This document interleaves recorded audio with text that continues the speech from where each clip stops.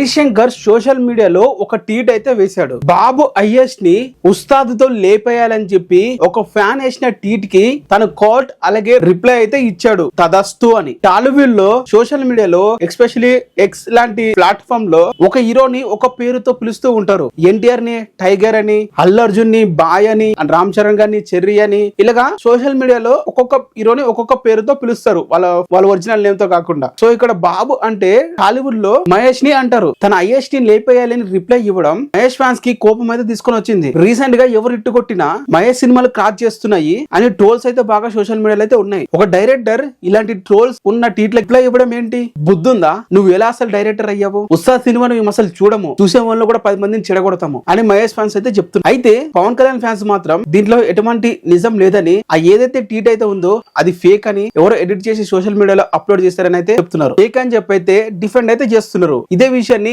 Grok ఏ అని అడిగితే మాత్రం అది ఫేక్ స్క్రీన్ షాట్ అని చెప్పి ఆన్సర్ అయితే ఇవ్వడం అయితే జరిగింది. హరిశంకర్ వేసింది నిజమే అని చెప్పి మహేష్ ఫ్యాన్స్ అయితే ఇదిగో చూడండి స్క్రీన్ షాట్ అని వీడియోలు అయితే వేస్తున్నారు. ఇప్పుడు ఎవరు నిజం చెప్తున్నారు? దీనికి ఆన్సర్ అనేది హరిశంకర్ ఇవ్వాలి. గతంలో కూడా ఈ హరిశంకర్ జూనియర్ ఎన్టీఆర్ గారిని సమ్ ఆఫ్ గ్రూప్ లోకి వెళ్లి తిట్టినట్లు కొన్ని స్క్రీన్ షాట్లు కూడా వచ్చాయి. దాని మీద కూడా ఎటువంటి ఆన్సర్ అయితే లేదు. ఇది సోషల్ మీడియాలో నడుస్తున్న గొడవ. దీని మీద మీరేమంటారు?